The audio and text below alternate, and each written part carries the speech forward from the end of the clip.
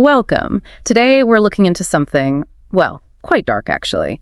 We have 7 true stories, unsettling accounts, all happening around Valentine's Day. You know, a day usually linked with romance, flowers, but for these people, it became something else entirely, something terrifying. We're just going to report the details, the chilling things shared in their own accounts. And that's the really disturbing paradox, isn't it? These incidents show how real horror, genuine fear, can just bubble up from situations that seem normal, even romantic on the surface. Exactly. So let's start with one that really highlights this idea of a persistent shadow. It's an account from a couple. They drove like 8 hours to Oak Ridge, Tennessee, just wanted to escape their work schedules, you know. But then they're stopped at a red light, and the narrator, he looks over into the car next to them, a blue Mustang. Inside, there's this very old man, really pale, looked absolutely miserable, just staring. But here's the bit that got him. For just a split second, this deep frown, the man had completely vanished, replaced by this incredibly brief, really unsettling smile. Then snap, right back to the frown. It was just weird. Flicker, that momentary break in the expression, it's significant. It wasn't just some random awkward glance. It felt planned somehow. Yeah. And it wasn't a one-off thing either. No, it wasn't. Later, they're halfway through dinner at some local place. And he sees the same guy again, sitting alone in a booth. And when their eyes meet, the man does the exact same thing. Frown, that really quick, creepy smile, then back to the frown. Right. The narrator actually tried to, confront him, walked over to ask why he was staring, but the old man said nothing, just sat there, frowning, silent. Refusal to engage directly. Yeah. But the real finale, the really scary part, was on the drive home. They notice they're pacing another car, have been for about a mile, and the narrator realizes it's the same old guy. But wait, wasn't he in a blue Mustang before? Exactly. Now he's driving a total different car, and that weird smile, it wasn't flickering anymore. The account says it was just stained on his aged face. Permanent. Okay, that's classic escalation. The surveillance continues, but the behavior shifts. And shifts aggressively. The guy suddenly veered his car right towards theirs, intentionally trying to hit them, force them off the road. So it jumped from passive, creepy observation to, well, potentially lethal action, all stemming from that first weird encounter at the light. It's chilling how fast it can escalate. And that leads into another account, actually. This one shows how initial aggression, something you might dismiss, can hide. Really careful stalking. This involves a guy riding his bike. He was dating a bartender, worked at a tiki place. He's cycling home one night, and this driver just lays on the horn, really aggressive, starts harassing him. He initially just thought, Typical angry driver, road rage. Happens all the time. Right. Wrote it off. But it wasn't just random anger. No. Because a few days later, he's in the grocery store. And he sees the same driver. And the driver isn't just shopping. He's moving aisle by aisle, watching him, following him through the store. That's when you know it's targeted. The feeling must have been awful. Absolutely. The shift from random incident to I am being hunted. And then outside the store, the confrontation, the stalker jogs up to him, tells him to leave her alone. Naming the girlfriend. Naming the girlfriend, yes. Proving he knew exactly who the narrator was, who he was dating, and then he threatened to kill him, straight up. Okay, so direct threats now. But the truly terrifying part, the detail that shows the depth of this, was what he yelled as the narrator rode away on his bike. The stalker shouted out the exact street address of the narrator's parents' house. Wow. So in less than a week, this guy went from a supposed road rage incident to knowing not just the victim, not just his girlfriend, but where his family lived. Yeah. It proves he'd been following him for days, watching, gathering information. It wasn't just one trip home from the tiki bar.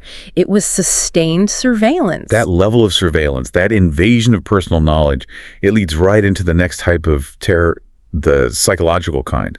Violating privacy, knowing routines. Definitely. Let's talk about the woman who started getting anonymous notes before Valentine's Day. Began kinda, almost cute. Pink envelopes in her mailbox, 7 days to go. Then the next day, 6 days to go. You can imagine her initial reaction. Maybe flattered. A secret admirer, perhaps, but then the message changes, doesn't it? It's not just notes anymore. No. A package arrives. Small brown paper. Inside is this teddy bear. But it's filthy, matted, and it's missing one small glass eye. And that's the pivot point. The shift from potentially romantic to definitely predatory. The object itself is damaged, unclean. It's a message. A violation. Her nervousness just turned straight into fear. She put a note on her apartment door saying, stop this, I'm calling the police. Which unfortunately often escalates things with stalkers rather than deterring them. It's perceived as engagement. And it did, because that night, she comes home, goes into her bathroom, and there, on the pristine white ledge of her bathroom window, is the missing glass eye from the teddy bear. Chilling. Absolutely chilling. And the crucial detail there is why it was possible. Yes. She took really hot, steamy showers every night, so she often left that bathroom window cracked open just a tiny bit to let the steam out. Meaning the stalker knew a routine, knew about the showers, knew the window would be slightly open, and wasn't just watching from outside anymore. He physically reached inside her most private space to leave that message. The violation is just intense. Knowing someone was that close, watching, waiting. We see a similar theme, maybe less direct invasion, but still profound obsession, in the story about the couple in Switzerland.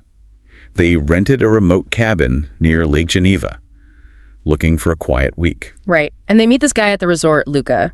He's weirdly fixated on the narrator, insists she looks exactly like his wife, which is odd, but okay. Until the second night. Yeah. The narrator wakes up, looks at the big glass panel of their cabin, and sees a shape down the path, maybe 100 feet away, just standing there, still. Dark-shaped shoulders and a head, watching the cabin. The immediate thought might be security, or another guest lost, maybe. Try to rationalize it. Of course. But later, they mentioned Luca to the staff at the resort. And the staff told them, oh, Luca, yeah, he checked in alone. Left alone on Valentine's Day, actually.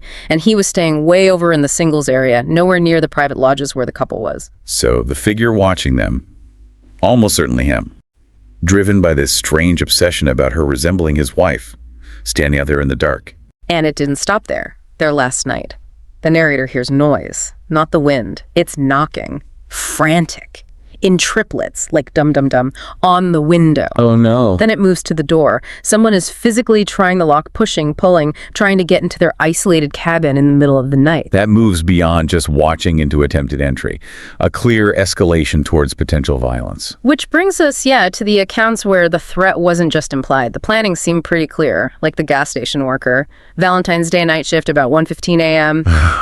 This creepy older guy rushes in, knows exactly what he wants, moves fast, buys 3 things. The items themselves are the red flag. Totally. A small gardening shovel, a roll of duct tape, and rope. That's what's often called a kit in criminal profiling.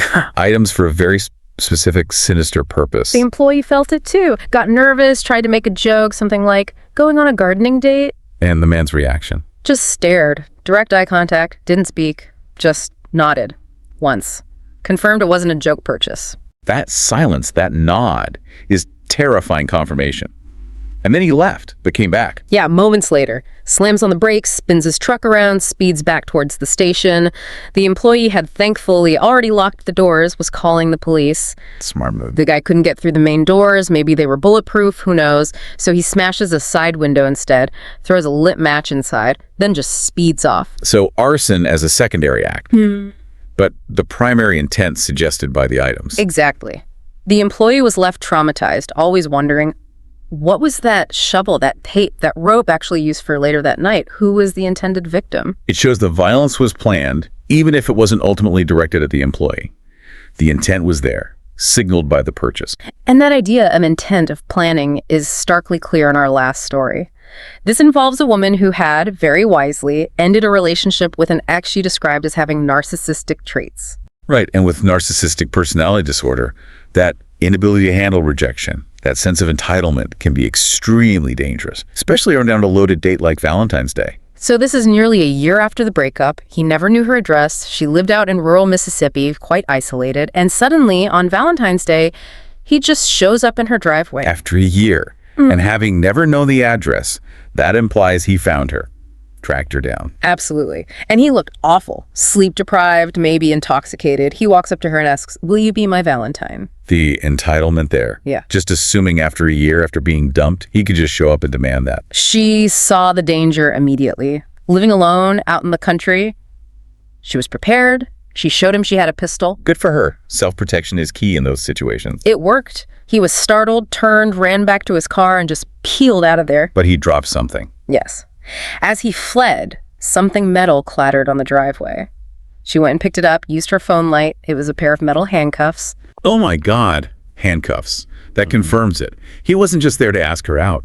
He came prepared for abduction, kidnapping. The horror of realizing that. What could have happened if she hadn't been armed, hadn't scared him off? It's the most concrete proof of premeditated violence in all these stories, moving way beyond just watching or even threats.